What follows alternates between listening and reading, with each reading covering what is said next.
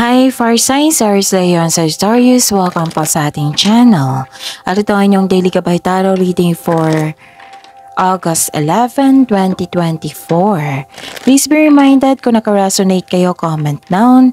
Kung hindi kayo naka-resonate, ibigay nyo po sa iba kasi general reading po ito. This is for you, Aries Leo and Sagittarius ngayong August 11, 2024.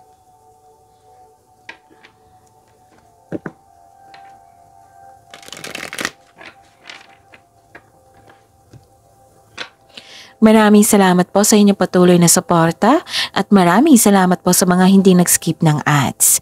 Gamitin ang reading na ito bilang gabay lamang. Sa mga hindi pa nag-subscribe, subscribe na po kayo at click bell notification para malaman nyo na may bago tayong video. Para sa mga gusto magpa-reading po, may lumabas dyan sa screen nyo ngayon. Panoorin nyo po at sundin ang instruction. Calling the attention sa mga suki ko dito na Aries, Leo, and Sagittarius. Open na po ang inyong monthly gabay tarot reading for August 2024. Pwedeng nakafocus sa career and money, pwedeng general reading na may kasamang love reading po. So message me for schedule. Maraming salamat po. Okay.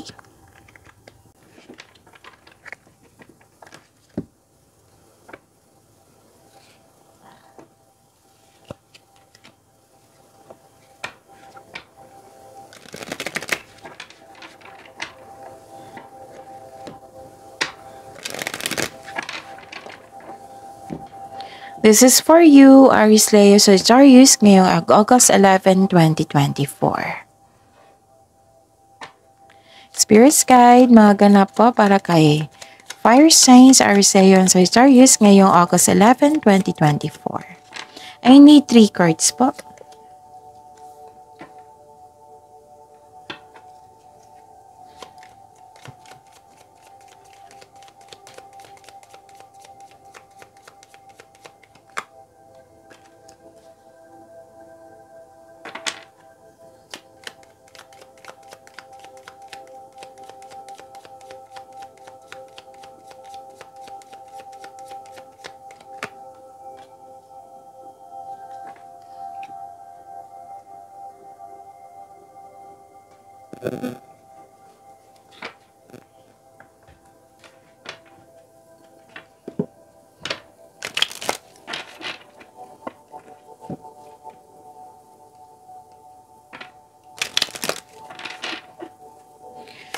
Spirits Guide, mensahe niyo po para kay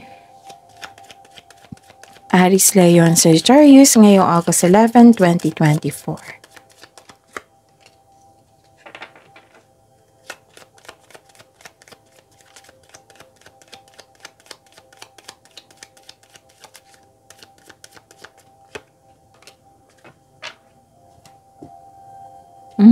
Okay. Aries, Leo, and Sagittarius ngayong August 11, 2024. Wow! May nakita ko ditong happiness ha. This is success, joy, and happiness. Kasi may positive outcome. Yes, ang ganda. Claim nyo to, Aries, Leo, and Sagittarius. And may change for the better po dito. Pwedeng movement ito. Ginawa mo ng action yung matagal mo ng plano. Ginawa mo ng action yung dumating na opportunities. Pwede din paglilipat sa malayong lugar. Okay? Nakikita ko rin dito na pwedeng may buntis or nanganak, pwedeng may kasal ngayon.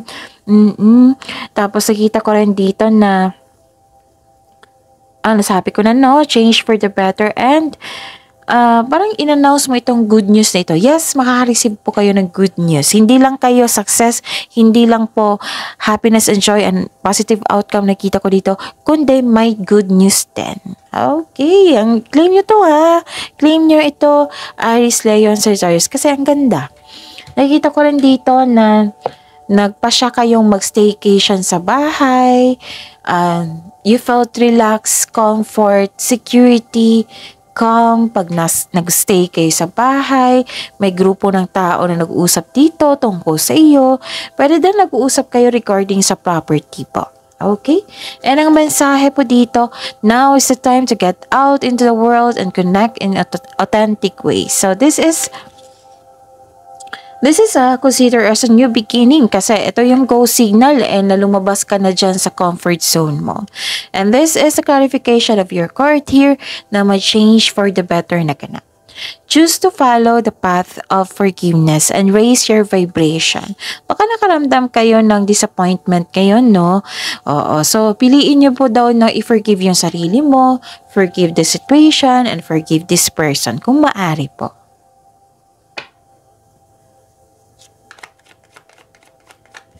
Spirits Guide.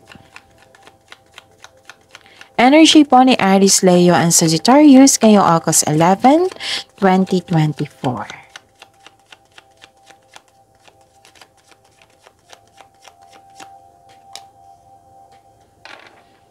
And the clarification po.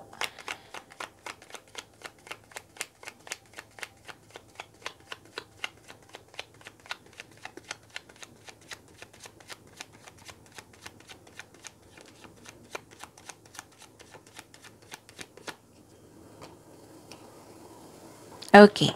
This is a daily reminder para hindi kayo maguluhan, malito.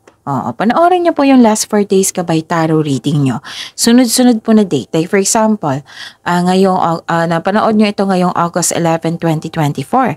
Panoorin niyo po yung August 10, 9, 8, and 7.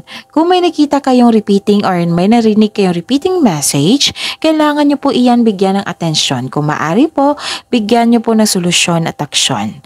Again, calling the attention sa mga suki ko dito na Aries, Leo, and Sagittarius. Open na po ang inyong monthly kabay tarot reading for August 2024. Kung pwede din nakafocus sa career and money, pwedeng naka-general reading na may kasamang love reading po. So, message me for schedule. Maraming salamat po.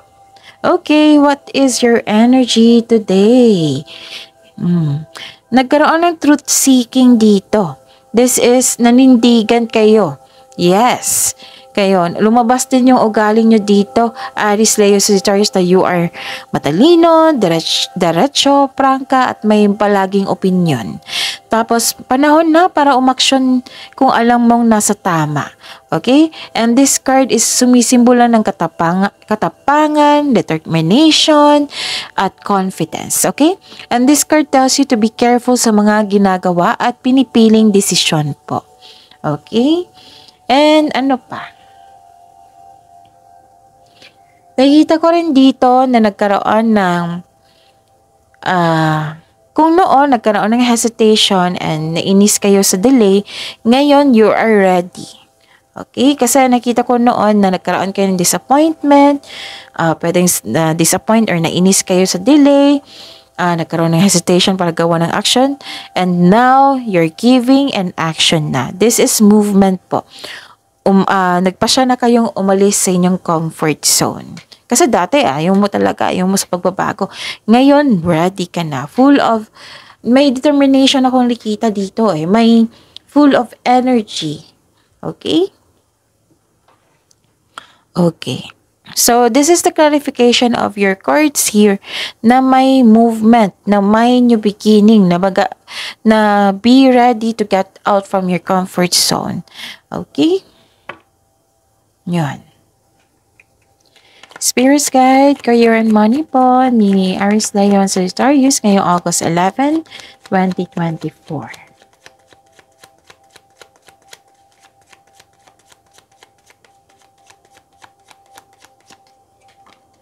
And the clarification of this card po.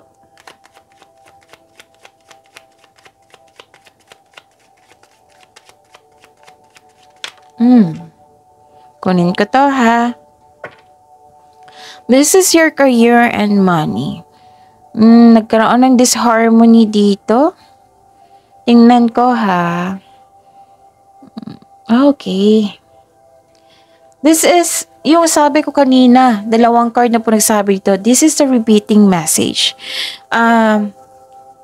Yes, may expansion and growth. Yes, may ganap na ganyan. Pero nagkaroon ng delay. Nagkaroon ng disappointment. Delay sa plano mo for your growth and expansion. Ang sabi po ng card dito na tibayan niyo po daw yung loob niyo, which is nangyari naman dito, nakita ko dito sa energy niyo dito, na be still flexible at habaan ng pasensya. Yan po ang sinasabi ng card niyo dito, ang be still flexible and patient is what required at this time. Okay? Magbigay ng pasensya. Baka yan yung challenge. Magbigay ng pasensya. Tingnan nga natin si Aries, Leo, Sagittarius kung mataas pa rin ba ang pasensya nito. Baka tinitest kayo kasi hinahanda kayo ng universe kasi may dumating sa inyong pagbabago. So, ano yung gawin nyo pag nagkaroon ng delay? Habaan ng pasensya, intindihin, attract it. Attract nyo, wag nyo, kasi hindi nyo ma-attract yan kung ang lalabas sa inyong bibig dyan is negativity or nararamdaman na hindi nyo tinutulungan yung sarili mo. So, this card advice you na to attract positivity para dumating na itong pagkakataon. And I believe dumating na ito ngayon. Kasi ang saya-saya mo dito. In-announce mo pa nga yung good news sa grupo ng tao. Okay. Ano pa? Okay. Pwedeng delay sa, travel. Kasi may nakita ko dito delay sa travel. Okay? Yun yung sinasabi ko kasi nakita ko dito yung negativity Na-confuse kayo na-disappoint kayo. So yun. This is the 3 cards na po nagsabi dito na nag-remind sa inyo na bigyan ng mahabang pasensya, intindihin. Make yourself busy habang hinihintay nyo ito. Okay? May nakita rin akong away dito, hindi pagkakasundo. Kanina pa to baka grupo ng tao ito. Pero may sasabihin ka sa kanila ng good news. Yes. Impulse control ay kailangan in order to grow and take action in a positive direction. See? That is a repeating message. So give attention, and kung maaari po, bigyan po ng solusyon at aksyon. Positive affirmation po. Yung lagi kong sinasabi sa inyo, Aries, Leo, and Sagittarius. Nagkaroon kayo ng hesitation to take in action Yes. Pero sabi po ng card nyo dito na now is the time. This is a go signal. Huwag na kayo mag-hesitate. Siguro nagkaroon ng hesitation kasi hindi pa kayo gumawa ng konkretong plano. So gawa kayo ng konkretong plano para magagawa nyo to What I meant is magagawa nyo talaga. At the end of the day, magagawa nyo to kasi ang lakas ng energy nyo dito. Nang dahil sa positive energy na ito, nagkaroon ng positive outcome. Good news, meron din. And na-relax kayo tapos may success, joy, and happiness. Okay? Spirit Sky, love, life, self-love, partnership, and romance ni Aries, Leo, and Sagittarius kayo August 11, 2024.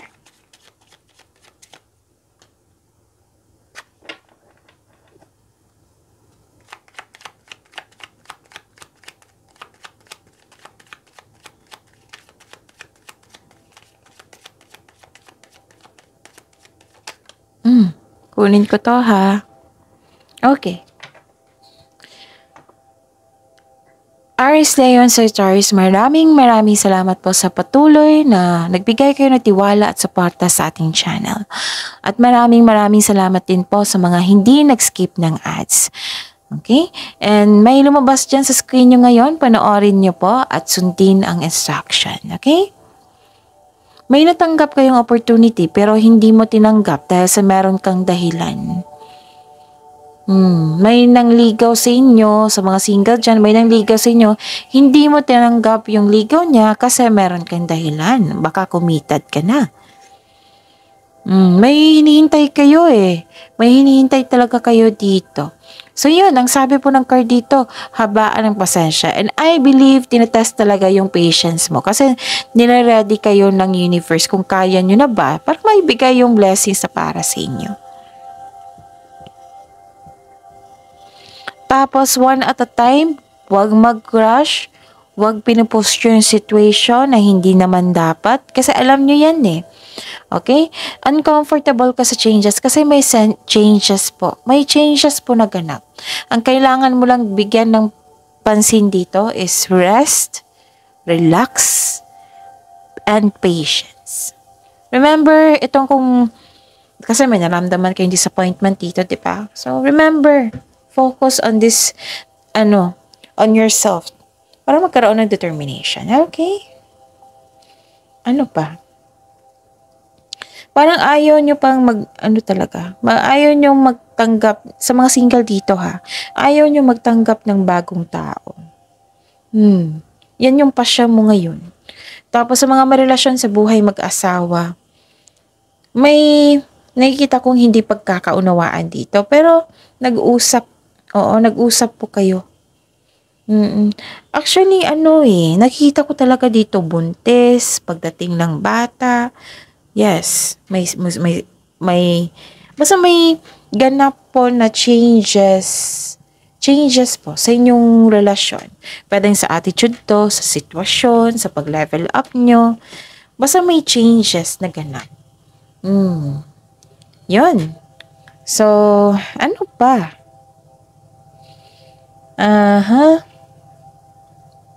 Nakikita ko dito na maraming reminder cards nyo, no? Ngayon, Aries, Leo, Sagittarius.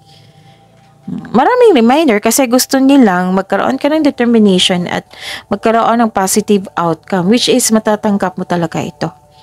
Okay? Gusto nilang ayusin nyo yung nararamdaman nyo, yung emotions nyo. Actually, dito may long-term abundance ako nakikita dito. Okay? May concern lang kayo sa isang tao na very obsessive or matigas ang ulo na ayaw makinig sa iyo. Ganito ako magsalita ngayon ha, parang mabagal kasi yung boses ko parang manawawala na. O kailangan kong i-save to kasi para may reading bukas. Okay? Okay. Kasi minsan 'di ba mapapansin niyo no, parang bumagal si Chef ngayon. Okay. Kailangan kong i-save yung energy ko, i-save yung boses ko para may tuloy-tuloy yung reading natin bukas. Okay? Yun. May disconnection talaga dito. Pero mag-uusap kayo nito, magkakaayos kayo nito. Kasi I believe kayo ang gagawa ng aksyon. Kasi gusto mo nang magkaayos Siyempre naman, sino ba naman hindi gusto ng peace of mind? Okay?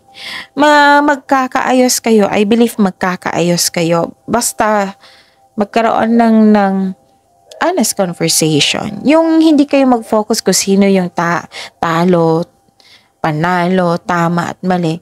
Nag-focus kayo kasi may changes. Nag-focus kayo para sa magkaroon ng adjustment, i-address yung hurt feelings mo at makinig ka din sa kanya. Tanggapin mo rin yung yung hurt feelings niya, then make adjustment kung kinakailangan po. Okay? Kung hindi pa siya handa, then give space kasi space is a sign of respect sa inyong sarili, sa inyong relasyon at sa kanya. Para i-pray nyo na ma-realize niya. Okay? Don't worry, magkakaayos dito. Feeling ko nga kayo ang mag-take move. Okay? Kayo ang maggawa ng move para magkaayos kayo. After nitong pag-uusap nito, magkakaroon po ng long-term abundance and magkakaroon yung steady yung emotions nyo, steady progress po. Okay? Magbibuild kayo after nyan, magbibuild kayo ng trust and stability. Yung sabi nyo, ayaw nyo ng away kasi it's just a waste of time. Nag-focus kayo sa inyong growth, sa inyong connection. Okay? And may ganap pwede din sa nagkaroon kayo ng hindi pagkakaunawaan, right? Pwedeng minamadali nyo yung dapat may ganap sa inyong relasyon. So, ang sabi po ng card dito, na you need to take things slow if you want the relationship to last. Okay? Kung gusto nyo magtagal kayo, take things slow. One at a time po. Don't rush things. Okay? Maraming reminder po dito. So, claim this success, claim this positive outcome, this good news, this relaxation, pagpahinga, yon. Mawawala na yung boses ko. Okay? So, I think yan na, nasabi ko na lahat. Okay. Yung message dito, natandaan nyo, choose to follow the path of forgiveness. See? Forgive yourself, forgive the situation, and forgive this person. Para sa peace of mind, kasi yung focus natin dito, 'di ba? Sabi ko sa inyo sa mga nakasubaybay dito na ang focus natin dito is a peace of mind para magkaroon ng growth and expansion. Ang kasunod niyan, happiness. So that's it. See you tomorrow. Fire signs, Aries, Leo, Sagittarius. Please like, subscribe, and click bell button for notification para updated po kayo sa daily tarot reading natin. Maraming salamat po.